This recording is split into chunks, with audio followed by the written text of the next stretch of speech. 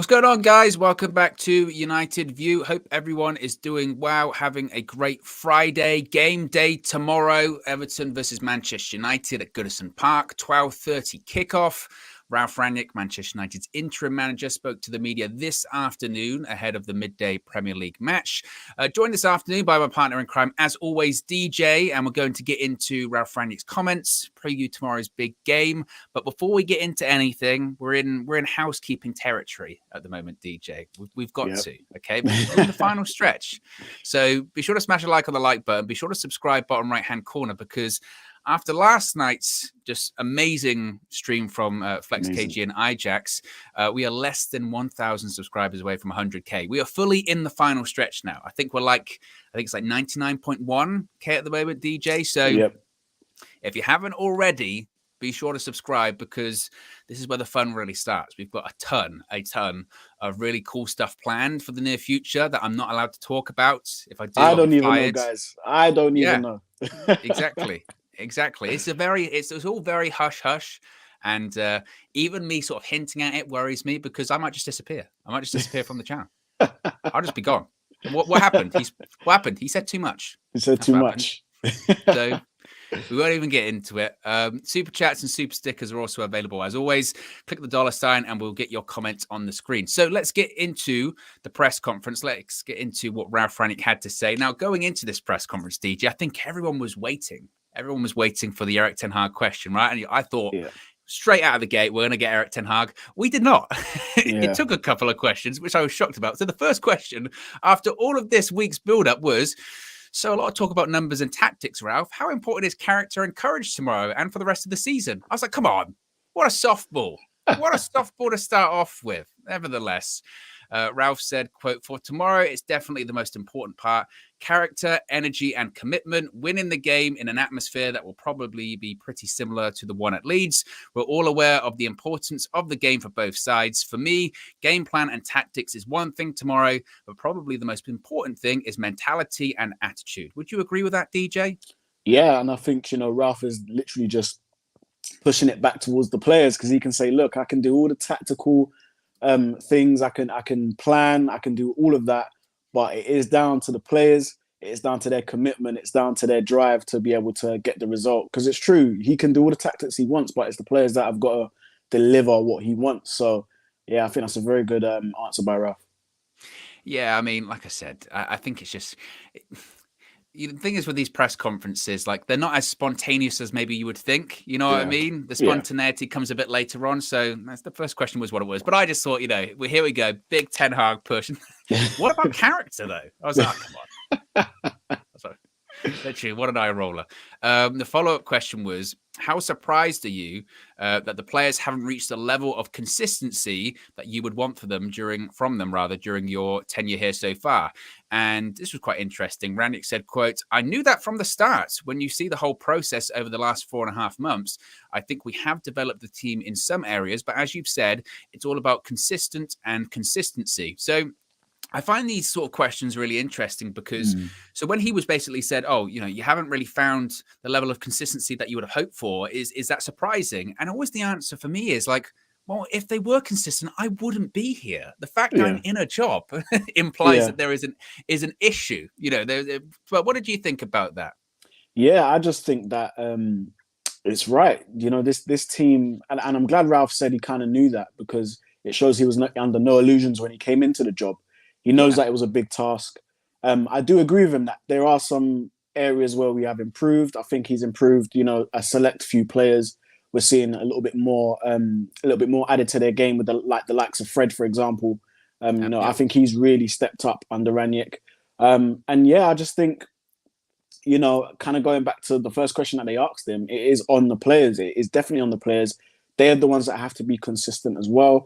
I think Rangnick, apart from a couple of decisions, has got everything quite spot on. I think his first 11s have been okay.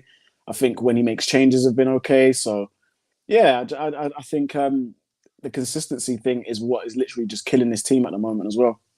Yeah, exactly. I mean, and like I just said, like he wouldn't be in the job if this was a super consistent side. And he says, "Oh, we have to start tomorrow, best possible performance. It's all about winning." But the fact that we're barely in this, top 4 race. We've got a pulse, just barely. You know barely what I mean? hanging Barely. Yeah, exactly.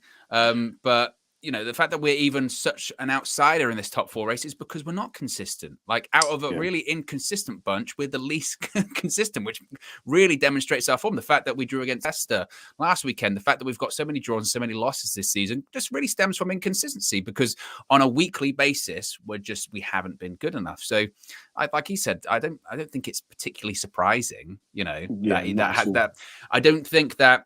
I think maybe there was a hope that him coming in would maybe find this element of consistency that wasn't there previously, but it shouldn't be a shock, really, that we're just still bad. Yeah, not at all. Not at all. We've got some of the players doing the exact same things under various managers, and That's the only thing they are consistent at. They are consistent at being inconsistent, sort of thing. Do you know what I mean? And it's just literally hurt us a lot because, as you said, we're seeing our rivals that we laugh at, manage to sort of like string a few games together. Yeah. And one thing I will say, when Ollie first came in, there was an element of that. We went loads of games unbeaten, and we were stringing together runs. We haven't done that in a long, long time. We actually haven't strung like a few runs together in a long time. So I think whether Ten Hag, whoever comes in, it's looking at Ten Hag. But if he comes in, that is something definitely that needs to improve with this team. 100%. I guess one of the big talking points coming out of the press conference after that question was when Ralph was asked about personnel. Obviously, some injuries recently. Any people coming back? What's the fitness status of a lot of the players? So he gave an update when it comes to Luke Shaw. He said Luke Shaw is still injured. He's having problems with his leg where he had an operation back in 2015. Of course, that was after he had that really horrific leg break against it PSV in the Champions League? I think it was. Yeah, I think it was PSV away. Nevertheless, they said he's having problems in the leg where he had the operation back in 2015. The doctor told me they decided to remove. I love the medical part of it. The metal things in the leg. There are 2 bolts that need to be removed, and this will happen tomorrow. This means he'll be out for the next 2 or 3 weeks. When it comes to the rest of the squad, Cristiano is back again. Luke Shaw is still injured. Cavani is still injured. Varane is still injured. And the same is true with McTominay, I'm afraid. So there's a lot to get into there. First of all, let's start with Luke Shaw, because that's where he started with. I saw that and I went, is that maybe somewhat, maybe I'm being too kind here, but is that somewhat to explain for maybe why he's been so poor this season? Maybe he's been having these issues in his leg from where the leg break and the surgery was a couple of years ago. Yeah, actually not. And it's not really me defending Shaw, but because I've been quite critical of his performances, but I know of people who have had sort of like leg breaks and stuff like that, which involve surgery. And I'm no doctor, guys. I'm not a doctor, but I'm just saying that when you do, I'm not. I thought you were a doctor. I thought you did, DJ. Oh yeah. Oh. But I'm not a doctor, but I do know, people who have had to have like screws and stuff and bolts put into legs and to, keep the leg together. I have heard that sometimes the screws can cause a lot of pain if it's rubbing against sort of like the muscle and the skin. So maybe that's what's been, and obviously football is, no matter what anybody says, it is a contact sport, semi-contact sport. And maybe it's just, a bit of wear and tear on what's going into his legs. So maybe that is the case for his bad performances. But who knows? Who knows at this point? Imran said, I thought the D in DJ meant doctor. Me too. That's what I thought. I thought it was doctor, then a J, something, you know what I mean? I thought that's what it was. Hey, I'll take that. He says it's been 7 years regarding as to when he had the surgery. The thing is, and again, this is crazy, DJ. You're not a doctor. Neither am I. I'm not a doctor either. But I have heard, when people have, screws, pins, bolts, whatever that may be, is depending on where you had them and depending on how successful the surgery is, you would have hoped you got the best in class. But sometimes those sort of metal bits that go into your body, they're not actually built to last. And sometimes you do have complications. Yeah. Sometimes you do have issues where they come loose, they need to be replaced, they need to be removed. Sometimes the bone grows, all that kind of stuff. So maybe I'm giving him too much credit there. Maybe it's just purely a little bit of a discomfort thing. And the fact that he'll be back in 2 or 3 weeks would suggest like it's not too severe. Because once I heard RANGNICK say, he's had to have the screws or the bolts taken out or the metal things, as he said, I thought, well, that's the season done then, surely. But the fact that they're saying no, 2 or 3 weeks, maybe it's not as severe as maybe we think. But a couple of the other injury updates then. So Varane, let's talk about Varane. I said this just before we went live. When Ralph slipped in, Varane is still injured. I was like, whoa, pump the brakes. Still, when did this happen? When did this happen? Yeah, he played last week. Yeah, it's Varane's still injured. I mean, at this point, I love Raphael Varane. You know, I think he's played some really good games for Manchester United. But you know what? Since we're going to be doing this whole new regime thing, from now on, United, if you're listening, if even one staff member from Old Trafford is even listening, just please, we cannot be signing sick notes. And I love Varane, but we cannot be signing sick notes. We need players that are fit. There's a few broken ones in that team. Cavani, they're just never fit. They're not fit enough and long enough for how many games in the season and how badly we need them. So I was surprised to hear that Varane is injured, still injured. I was like, what? Doesn't make any sense. No, and it's a concern. And I think you have to kind of separate, your love for the player or how much you like the player from just facts. And I think most United fans would agree that they like Varane. When Varane plays, we're a better team. We're a more solid defensive unit, certainly. But look, like you said, we talk about being consistent, right? If someone's injury record is completely inconsistent and you know for a fact that they're going to be out for at least, if you're going to add up all of Varane's time this season that he's been out of action, you'd probably say, 2 or 3 months? If you're going to add it all up, maybe longer.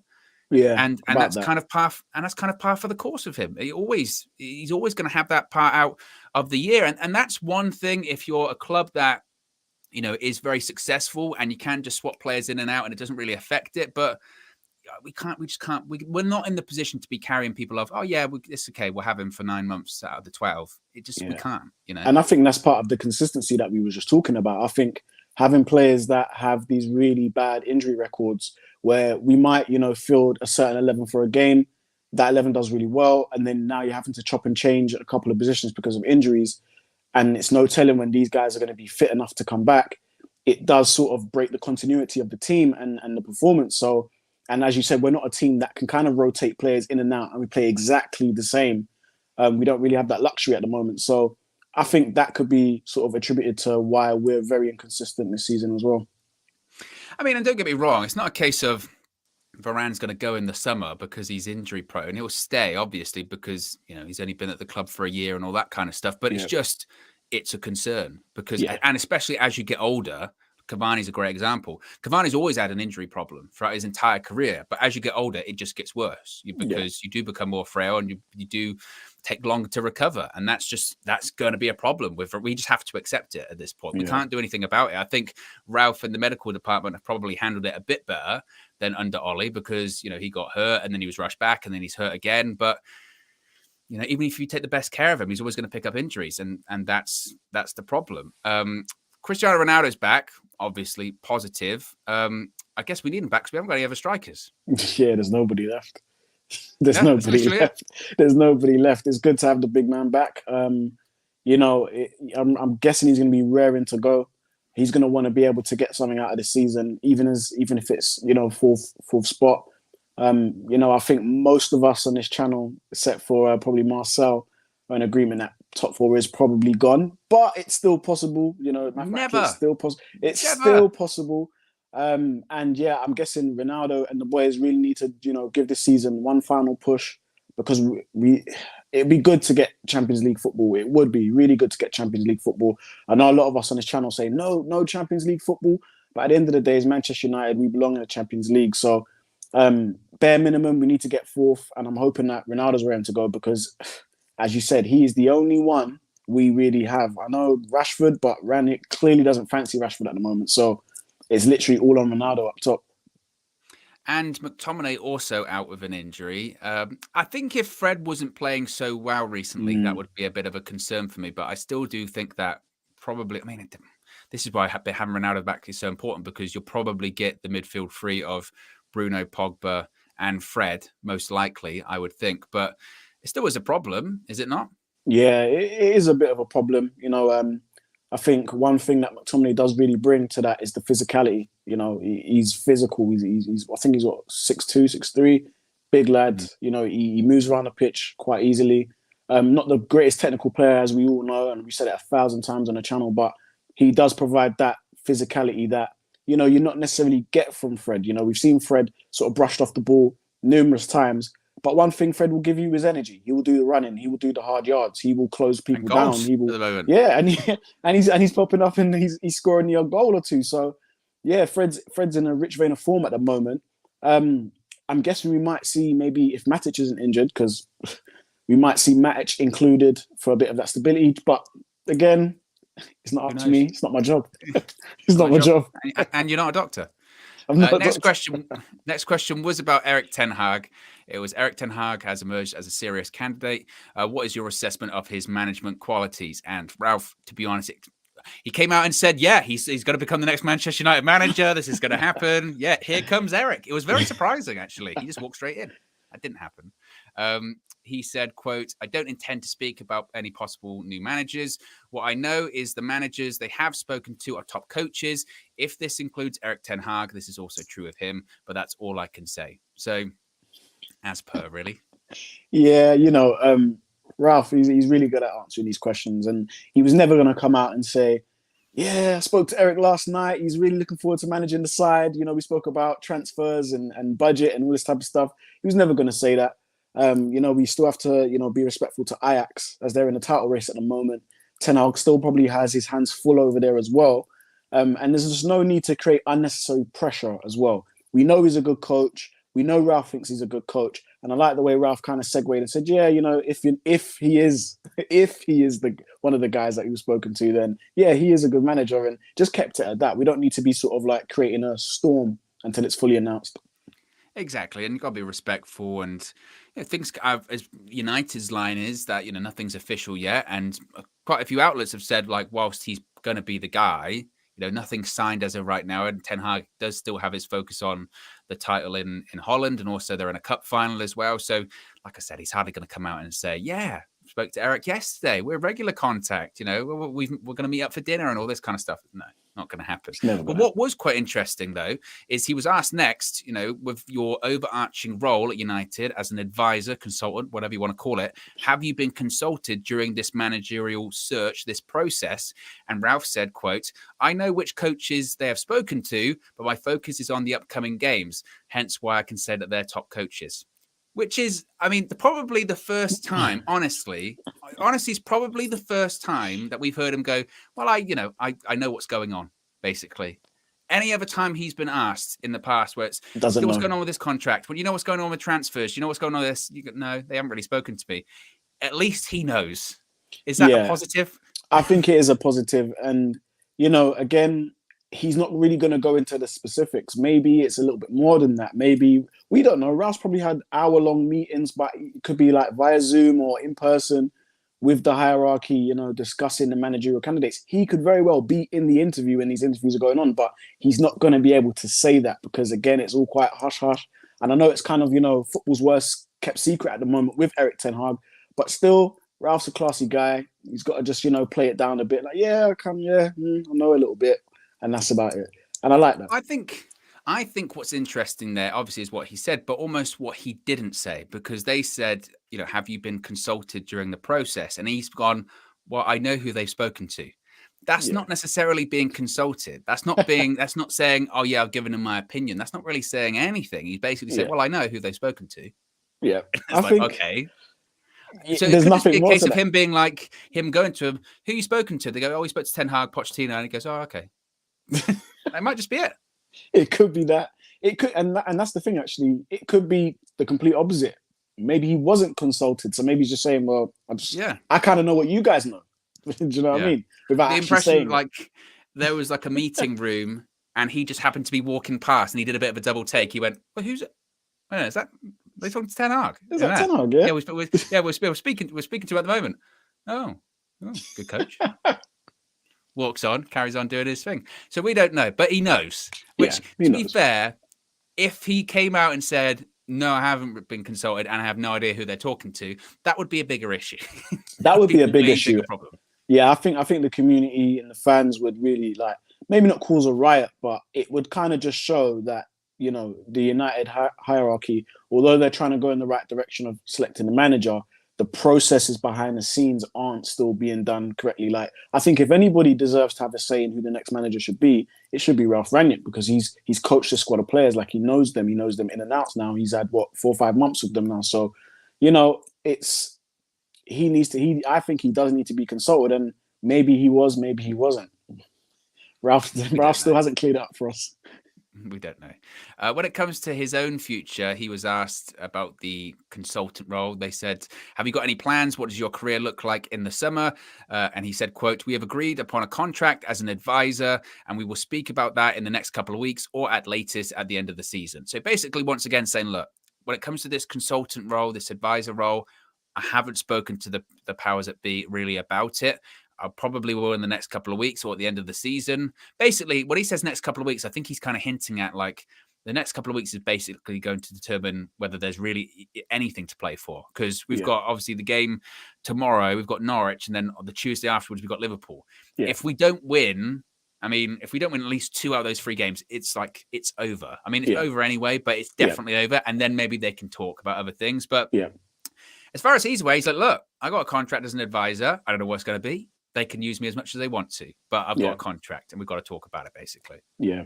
I think, that's the thing. I think that's a bit sort of vague by Ralph, because when he wanted this, when he asked for this sort of like advisory role after the season, wouldn't they have done, when they offered him the contract to be the manager, wouldn't they have, maybe hashed that out as well? Maybe it's like, why would you accept that not knowing kind of what your job description would be once the season's done?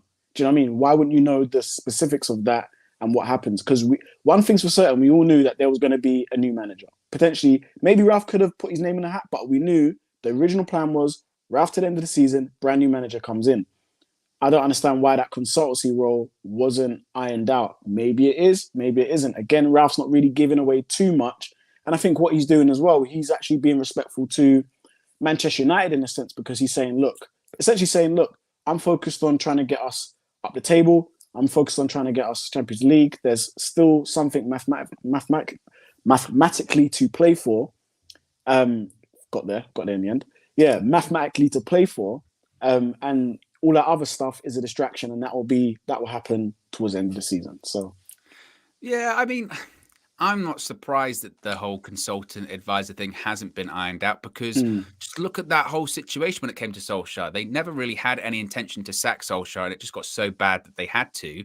They waited 2 weeks over an international break and did nothing. Then they hired Rangnick, and they didn't even have any backroom staff. That took an extra couple of weeks. So the idea that the consultant role hasn't been ironed out is not really that shocking, let's be honest. I think it was more preservation, honestly, from Ralph. I think they said, we want you to come in 6 months, end of the season. And he went, well, I'm leaving a job. He was in Lokomotiv Moscow. He was like, I'm leaving a job. So why would I leave something that's long-term and permanent for something for 6 months, even if it's a Manchester United? You've got to give me more than that. And they go, oh, okay, you can become a consultant at the end of the season.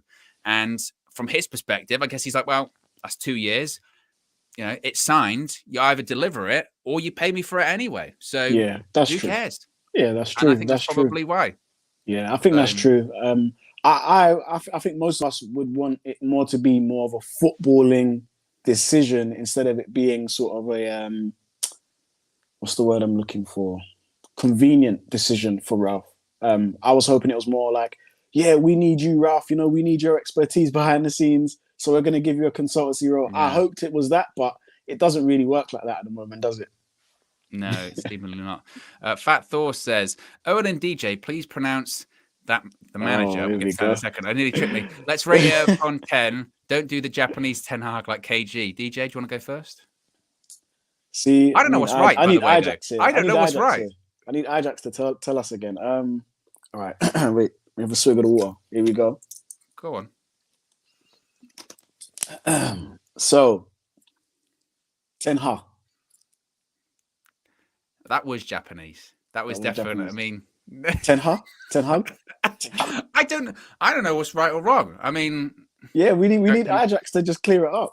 You have to. I think there's a little bit on the end of it, isn't it? There's like Ten Hag. There That you one go. actually sounded. To be honest, I shocked myself. I shocked myself there. That was actually pretty good. That will never get any better than that. Clip that, keep that, because you're putting me to shame, Owen. All right, let me try one more time. All right, go on. Ten Hag. No, that sounds Japanese, right? Very, very Japanese. I'm not even going to try and do it again because I don't think I can do it. You can't top what you did just then. I'm one take guy, okay? Yeah, get me on a movie set. That's it. One take's all I need. Take KG's job. Exactly. Get me in the Marvel film, okay? I can be the next Moon Knight or something like that, right? Hey. That's my next job. So, next question. Spoke about balance in the Manchester United side. Said you've spoken a lot about balance. Why do you think it's been difficult to achieve it? RANGNICK said, quote, "It's got to do with the kind of players we have available. As you know, we have quite a few strikers missing in the last couple of weeks and months. In the game against Leicester, on top of that, we had Ronaldo not available. That's one reason. In the first couple of weeks, we put our focus on being more stable defensively and not conceding that many goals, which we did. At one stage, we also found out that we needed a plan out of possession of the ball to create chances ourselves." So do you think that's a fair assessment? And the reason we don't have a lot of balance is because basically we don't have any strikers most of the time. And two, because, at the start it was, okay, let's not concede as many goals, which we didn't. But then it was like, well, we're not creating chances. Then we started creating a ton of chances, but we couldn't score them anyway. So does this go back to just being inconsistent again? Yeah, it just all leads back to being inconsistent. And to be honest with Ralph, the striker situation, obviously the Mason incident, that was unforeseen. So I was a generational Japanese DJ. That's a good one. That's funny. But I just think, the Mason situation was unforeseen. Rashford's form's been really poor. Martial wanted to go, but I still think Ralph could have maybe done something to keep him there, possibly. So that didn't help. So I just think not having sort of like, obviously we've got Ronaldo, but him as your lone sole striker.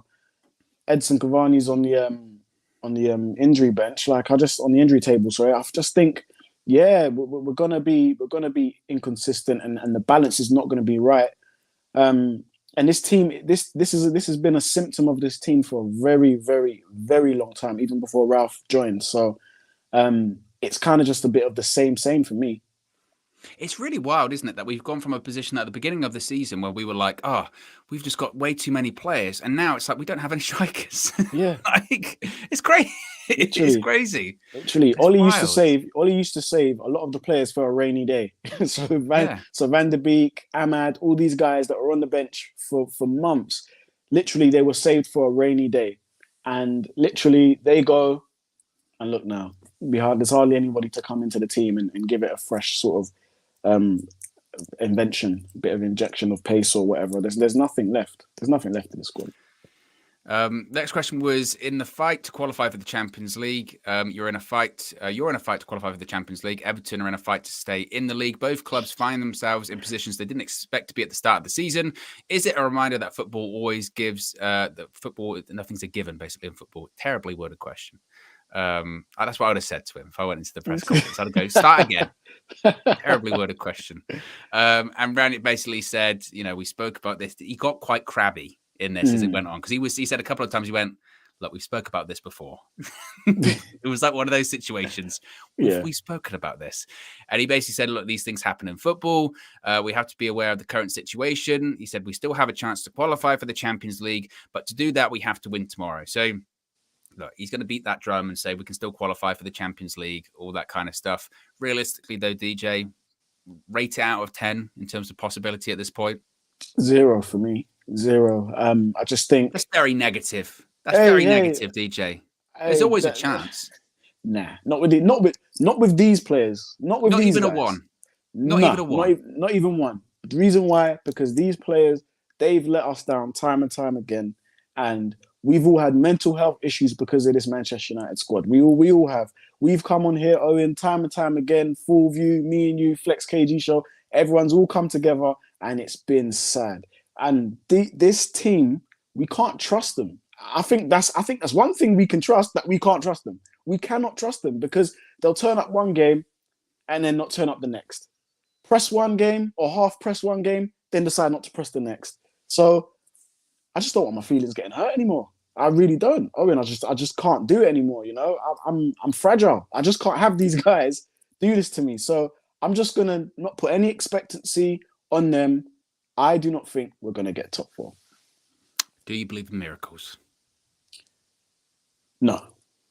Well, actually, I do. I do believe in miracles, but well, at least there's a 1 then. There's got to be a 1 out of 10 then. I've wrapped you up in logic, brother. All right, 1. There you go. 1 out of 10. David Lee says, "Who's doing the match for you tomorrow, Owen?" It is me. Yeah, it is me. KG's. I spoke with KG on the phone earlier on, and he's still battling his internet provider, so he's going to be doing the full-time view tomorrow, and I'm going to be on the match view. So apologies in advance. Last time the game was so dull, we were talking about how you have your porridge. I'm not even joking. Oh yeah. It turned into that. And honestly, I said something about porridge and it got way more people talking than the match. It was a full 20 minutes of people going back and forth. No, I have it this way. What, fruit in there? How dare you? There was a match going on. Porridge view. Porridge view. Yeah, oh my gosh. There was a match going on. I couldn't believe it. Next question. I said previously spoke about City and Liverpool, what they've done well, what can be learnt from them. Is that a gap that can be bridged quickly or will that take a long time? Rangnick said, I answered that already last week. Obviously, this is possible. Again, it doesn't make sense to speak about it right now. It doesn't help us win points tomorrow. Present tense, it's an important game. It's up to us. So, I mean, obviously there are learnings from looking at like Liverpool and City structure. But I mean, it is a good point by Ralph. It's like, but what does that have to do with tomorrow? It is so true. It's nothing to do with tomorrow. I think these things can be asked when the season's done and dusted. You know, and I'm glad Ralph just, bat it back to them, just like, look, that's not going to help us tomorrow, is it? You know, and I think he's acutely aware. I think, Manchester United as a brand, and I'm hoping now the board are starting to realize that we are miles behind, especially those two. And, is Chelsea still in the mix as well? So we're especially behind those two. So we do need to modernize as a club. We do need to come forward as a club. We do need to update even the stadium, the training grounds. We do need to move as a club, as a better club, as a top club. And I think that's for everyone. Everyone knows that. So I just don't understand why they asked him again. I think, you know what? I reckon they had a list of 10 hard questions about like that big. Yeah. And then when Ralph went, I'm not going to talk about it, they were like, okay, that's gone. That's gone. That's gone. That's gone. That's gone. How'd you bridge the gap with Liverpool and Man City? And it's like, generic questions. You always have your backups. Next, again, a backup question. You spoke previously about character and commitment. Are you satisfied you've seen that from the players since you've been here? And Ralph said, we've had that quite often, but not consistently. We've had a good week in training, trained well. It's just a case of having to play as we trained. It's then a question of who is more competitive, aggressive, who is winning second balls. They play in a direct way. He spoke about watching the game that they played against Burnley in the week, which, of course, Everton lost, saying it was one of those games where it was the lowest amount of time when the ball was actually in play. They're saying they play high balls, second balls. So we need to be prepared for a competitive game tomorrow. So I do think it's quite interesting that he basically says, I've not always been satisfied with the character and commitment that I've been here. We've seen it often, but I'm not completely satisfied. But again, and this isn't like a Ralph Rangnick love fest or anything like that. But if he said, I've been always satisfied with it. It's like, well, they're not really showing it. So you can't constantly be satisfied with it. And that would be a blatant lie. And that's something that Ollie would say. Ollie would say, no, the boys have always been professional. They're Manchester United boys. They're Manchester United players. Give everything. Yeah, they always give everything. They know what it means to play for the badge and all that rubbish. And we can see it week in, week out. Some of these players, their attitude is really bad. They down tools. They've done it, to a few managers now. And Ralph has come into a situation where he effectively is the supply teacher. And these players have decided to switch off and not want to play for him, especially when he was trying to instill tactics. So if he would have turned around and said, I'm happy with how like their attitude and stuff like that, that would be a blatant lie. We all know that's not the truth. So big up Ralph for, being honest. Yeah, 100%. I love it. Let's get into the match tomorrow then. Let's do a bit of a match preview here. Look at that little switch. Smooth. Smooth. Oh, we got it going on here. So tomorrow, I'm sick and tired, DJ, of saying that the game's a must-win, because I've said it before every single game, Yeah. and then we don't win. And I'm not being negative, but it's just that those are the facts at the moment. Everton, though, of course, they're a mess. Let's be honest. I think even Everton fans will say that, right? The fact that it's April and legitimately they're in the conversation of they could get relegated is quite a wild thought, to be honest with you. They lost to Burnley in midweek. That was the proverbial 6-pointer. I think if Burnley had lost that, if Everton had won, you'd have probably said, well, the three that are in the bottom three are probably going to go down. But now anything's possible. Lampard's lost 8 of his 12 games at Everton, which is, again, pretty wild. But shocking. My long-winded point there is that it means nothing, does it not? It means absolutely nothing. Just as I said a couple of questions before about this team, about trusting these players, we will rock up to Everton and Everton will get something out of the game if we're not on it. I'm telling you now, they are in a dogfight. Imagine that, Everton being relegated. That's crazy. They're not going to want that. They're not going to want that. So they're going to literally come flying out the trap for us. We've got to be able to dominate that game. I'm glad Ronaldo's back. I think Ronaldo will score. I do think he will score. But have I jinxed it? You've jinxed it. I tell you now, we don't do even predictions like that. Even predictions like that. That's the state of play here on the channel at the moment. We don't predict score lines like Black Panther. We don't do that here. Okay. We don't do that here. We don't do that here. When it comes to even Ronaldo will score. If you've got a bet, remove it. Get rid of it. I have done. I'm just gonna jinx it. Well, I did say no top 4, so yeah. You balanced it back. Okay, I'll give you that. I balanced it back. But I just think if we're not at the races tomorrow, they're gonna come flying at us, and form goes out the window when you're fighting. It really goes out the window when Everton are gonna be the underdogs tomorrow, and they're gonna want to fly at us and try and get something out of the game. Even a point to them is gonna be like a win. So we just need to do our job and dominate the game and win the game. This game of football. It's as simple as that. Forget tactics. I'll not forget tactics, but tactics and all that go out the window. Go and apply yourselves on the pitch and get the win, because we need it. I mean, I see a game like tomorrow, honestly, and it makes me so nervous because everything says we should win. Like, they're horrifically out of form. They lost to Burnley. You know, they've lost, I said, 8 out of Lampard's 12 games. Even the games that they did win, it was like, last minute sort of scenes and all that kind of stuff. But it would not shock me if they show up tomorrow and it's unbelievable. The best performance all season. You know what I mean? All that kind of stuff. It would not shock me at all. It's because of these players, and I'm telling you, just don't trust them. Just don't trust them. I think a game tomorrow, as fans, we should just literally sit there, blank expression, watch the game, and whatever happens, just be emotionless. Just be emotionless, because these players, when we thought, we can win that, 3 points, let's be positive, they go out and they play a stinker. We just every time, we're the only team in the league that drops the ball, literally drops the ball when we should be winning games. Like, and it's a game certain that you should win, we always drop the ball. So I'm just like, I've been burned. If I sit there tomorrow and emotionless and don't react to the game, then I might get fired. That's kind of the job on the match view. I can talk about other stuff, but if I just I get enough stick with that anyway. Like, I can't remember, it's happened a couple of times where I'll be like, I'll celebrate a goal, and they'll be like, oh, you didn't celebrate that very well. How can you not celebrate a goal properly? Everyone does it differently. Like, what am I supposed to do? Get up and start doing cartwheels around here? Like, I've got a friend that's really emotionless when we score. Yeah, like, I'll be jumping like that. Yes, and he'd be just sitting there, like, he'll nod his head a little bit. That's him celebrating a goal. Yeah, everyone's different. That's me. Like, I'll do the maybe come on, all that kind of stuff. But I could be like Rafa Benitez. Like Rafa Benitez used to be like Liverpool used to score, and he'd literally just go to the notepad, and go, okay. All right, cool. You know what I mean? Tick box. I can do that. We could score last minute winner, and I could just go, okay, good. Well, if you look at sort of like Alan Shearer when he used to score, his celebration was quite mundane. It was just arm up. It was nothing too extravagant. And then you look at back in the day, they used to shake hands. They used to just go, good, good goal. Bring that back. Bring back the handshake celebration, right? Why do we need all this crazy stuff? Shake hands, kick off again. We're a diverse community, guys. We can celebrate goals however we want. Exactly. Bit of Everton team news as well. So Donny van der Beek, of course, he can't play tomorrow. He's ineligible, although he recently has been injured, actually. So he hasn't even played in the last couple of games anyway. Other players that are out for Everton, Yerry Mina and Andre Gomez, are unlikely to be fit. Other names like Patterson, Davis and Townsend have been sidelined. Michael Keane and Allen are ready to return from suspension, so they might be playing also. What's your predicted lineup, DJ, for tomorrow then? Given the injuries we have, what's your predicted lineup?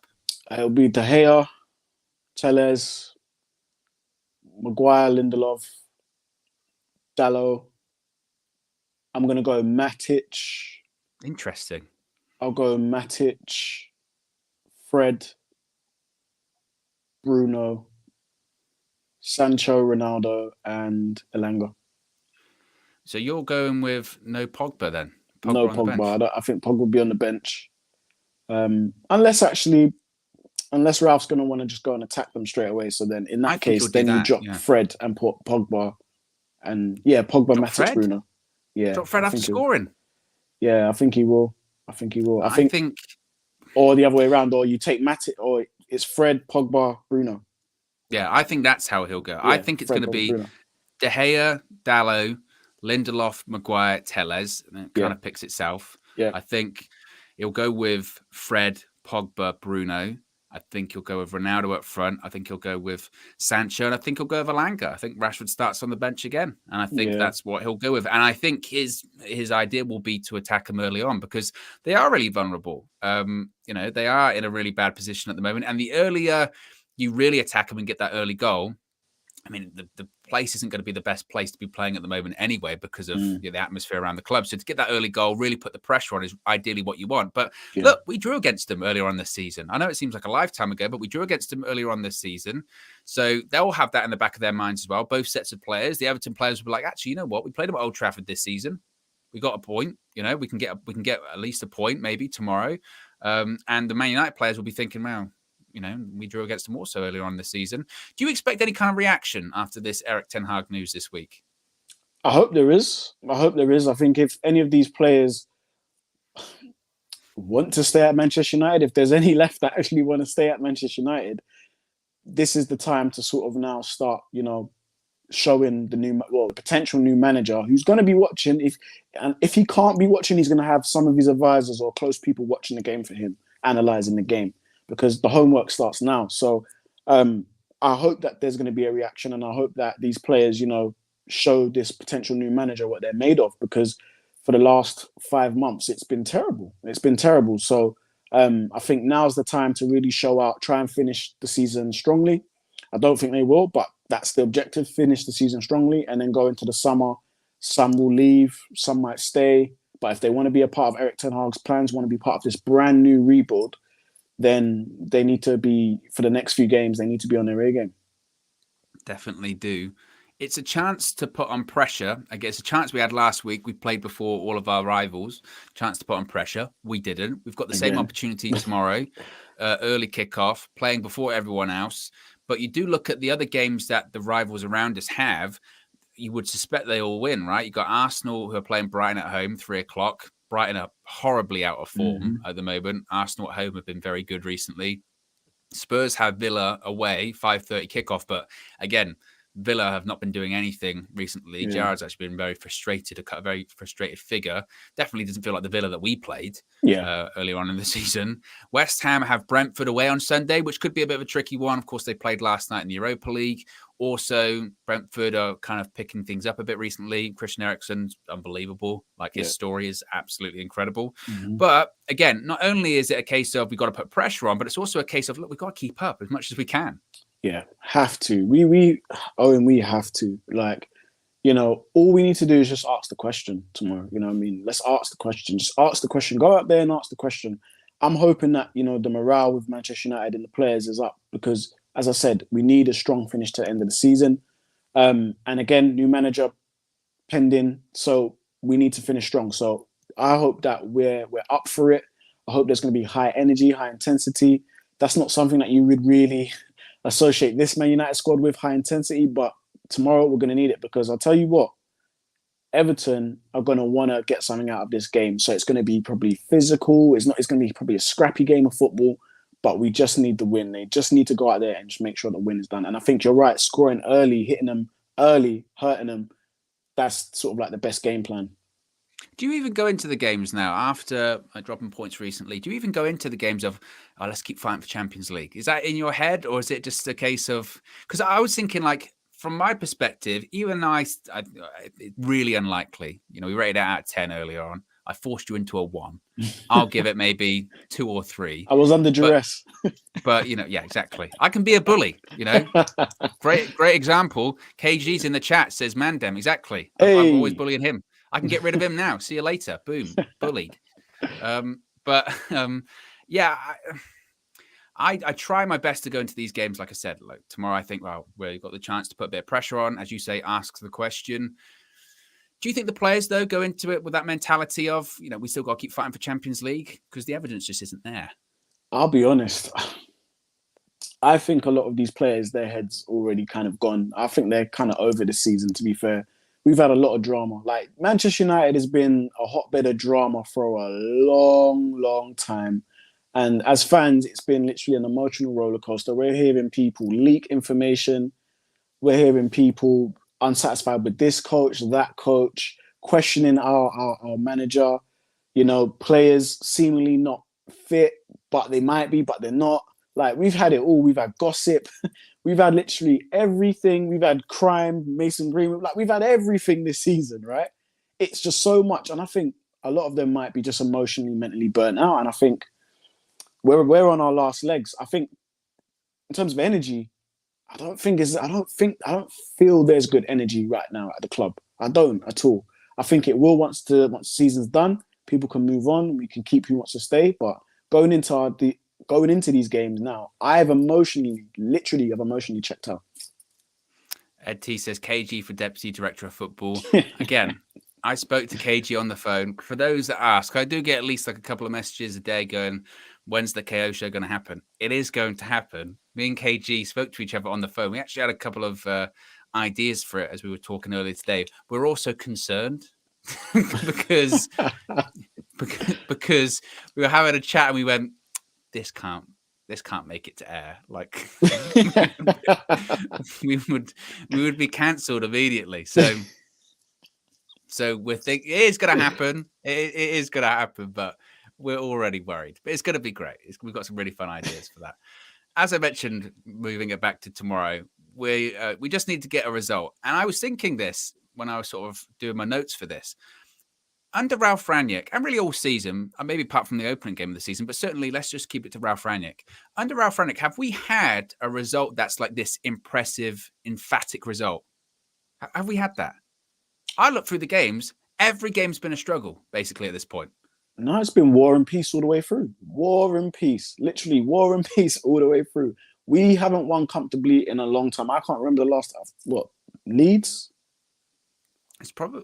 But even when we played Leeds away, like we were comfortable and then it went back to 2-2, there's always a struggle. And I understand that not every game is straightforward, but like tomorrow is almost the perfect game to get that result of they're a team that's really struggling. They're low on confidence. I know our confidence isn't that great, but you know, tomorrow is a game that you realistically could get a couple of early goals. They'll collapse and you can get a proper result. And I think tomorrow is, depending on how the game goes. If we don't get anything out of that game, then it just shows you that this group of players, and they're going to show, and that would mean them showing us yet again that they are not up to this. They're not up to the Man United standard. And you know, I'm glad that a new manager will be coming in. But if they do kind of, you know, swat Everton away, maybe score 3-4 goals, whatever, pile on the misery, then good. It will make me a little bit more hopeful. Not as hopeful as Marcel, but it will make me a little bit more hopeful. Yeah, he's the eternal optimist. I love it. Yeah, he is. Eric says, always a struggle. It is. I mean, it literally is always a struggle. Even Norwich, we won by that penalty. I can't think of a game. And again, this isn't just a Ralph Rangnick thing. I know it's pretty much all season, but certainly under Rangnick, every game, even like against Leicester last week, we decided to play in the 95th minute and actually go for the game. Everything's just like last minute push. And people say, that's Manchester United. It's like, in the past, that was because we were dominating the entire game, but they were defensively resolute and we get a last-minute goal.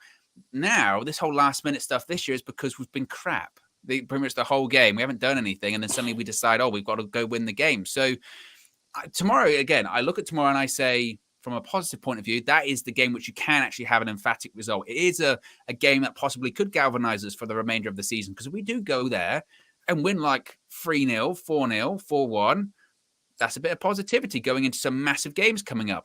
Do I see that happening? No, I don't. But you've got to be optimistic, right? You've got to try. I mean, it's tough for me to be optimistic when I've been let down time and time again, guys. Like it is very, very difficult. And, you know, in our community, there's a lot of us on here that want to, you know, have a bit of a boost. And here's the boost. I think Ronaldo's going to score tomorrow. I think he's definitely going to score tomorrow. That's the boost. However, he could score and Everton could equalize and be a draw and more drop points. I'm sorry. I just don't trust these guys. I just don't. And let's be honest also, despite how poor Everton are, because it's how we play, they'll get chances. They'll 100% they will get at least a couple of chances. David De Gea will have to make a couple of saves because that's what he does. I mean, let's be honest, I don't think people are really talking about it, but that save he made against Leicester last week, unbelievable. Oh my unbelievable. Gosh. And again, this is, I mean, I'm going to get started on this one, but this is what frustrates me with all of this kind of stuff. Like I said, the house is on fire and you're worried that the doorbell's not working. That's basically going on about David De Gea at the moment. Well, his distribution, we would have lost. We would have lost last week without David De Gea. But people are going to go, well, you know, he's kicking, build-up play. Who gives a shit about that at the moment? I'm gonna say this. I think David De Gea has been our most important player through a number of seasons at the moment. Even though he had that little period where it was a bit rough, but even before that, he has been our most important player. Why? Because he has made some of our table finishes look flattering. I'm telling you that now. He has made some of those finishes look flattering. Without him, we wouldn't have been as high up the table as we have been in the last few years. And we have still performed very, very, very badly. So, yeah, you are right. There's no point talking about David De Gea because it's not even one of the top 5 issues for me that we have to sort out. You know what I mean? So, yeah, and I don't disagree that his distribution isn't great. And I don't disagree that in the future, you know, because of just how football evolves, and especially on someone like Ten Hag, you need to have a keeper that can play, you know, better with his feet and can be instrumental in build-up play. You know, I think if you compare people to like Edison's a freak. He is a centre-back that plays in goal somehow. Yeah. He's a very good goalkeeper. He is that good with his feet. And I don't think there are people out there to that level. But certainly there are goalkeepers that are better with their distribution. I think that's fine. But in terms of pressing issues, it's just not. It's not even in top 10. It really is not, you know, top 10. And that is something that will get addressed somewhat sometime later down the line. But I think that in terms of looking at it now, I just think it's crazy. I really do. But and like we said, there will come a point tomorrow where he'll make a save. That is a great save and will keep us in the game because that is literally what he does. And I think, you know, I was saying this the other day. I was saying, you know, David De Gea is probably one of the top 3 shot stoppers in all of world football. He literally is. He literally saves us from certain doom so many times. Like, and if there's one keeper I say gets the benefit of the doubt, it's him, for me anyway. Yeah, his distribution isn't the best, but he does make up for it by doing the number one thing goalkeepers are supposed to do, not let goals go in. And he's very good at that. So, exactly. Now, given that we spoke about this briefly, their low confidence tomorrow, as I mentioned, I think if United get an early goal, I do think Everton will collapse. I think the biggest thing we can't allow, and we kind of made this mistake against Leeds, is just kind of let the crowd get into it. Just if you silence the crowd earlier on, because that's what happened against Leeds at Elland Road, was that, you know, we started the game really well, got those 2 goals, and then beginning of the second half, we just collapsed and let the crowd get into it, and then backs against the walls for a period of time. So I think the game, if we score in the opening 15 minutes tomorrow, I think it could be a really positive result. Whether or not that happens, because again, if the crowd gets into it, if Man United and Everton give that crowd at Goodison Park a reason to be excited for the game, we've seen how United handle pressure this season, which ain't great. We don't, and that's the biggest thing for me. Yeah, I honestly think, Owen, every misplaced pass that we do tomorrow, every ball that goes out for a corner or a throw in to the opposition, they're going to galvanize and be galvanized and be galvanized. And one thing we cannot let them do is get ahead of steam, because once they start feeding off the fans as you just said, like this team does go to shit, start crumbling. They start misplacing passes. They start passing it to Everton players. Like they literally just capitulate, and it literally just goes from one extreme to the other. So I think tomorrow's going to be a fight. It's going to be a fight. They're going to come out and fight us. We need to be fighting back and dominating. Can't let Everton. If Everton, I'm telling you now, come tomorrow. If Everton get something out of that game, I'm done all season. I'm done. What, your last appearance? You go on hiatus? I wouldn't say that, but I'll probably become a mute. I'll just be here in my box, just like. You'll be emotionless, like you said. Yeah, I'm just. Yeah. You're not a doctor, but you'll become a mime. You'll be like in a box. Right. That's what you do. Yeah, you do something literally. like that. I'll have to get a translator or something, or I don't know. Know. Well, with the way you said Ten Hag earlier, I think, you know. Yeah, I definitely need one. Ten Hag. I can't do it. Yeah, I'm not doing it. Still not there. 8 games left, finally. 8 games left. How many points do you think we'll get?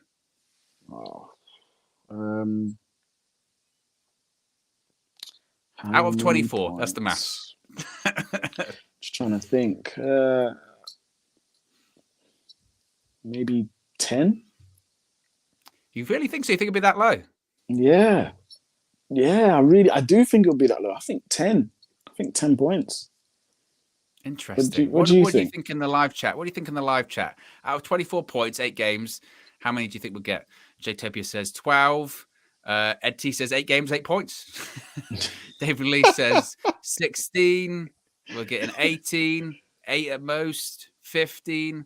Interesting. It's very interesting. I think out of the 8 games left, who have we got still to play? Liverpool, Chelsea, and there's another big game in there somewhere, isn't there?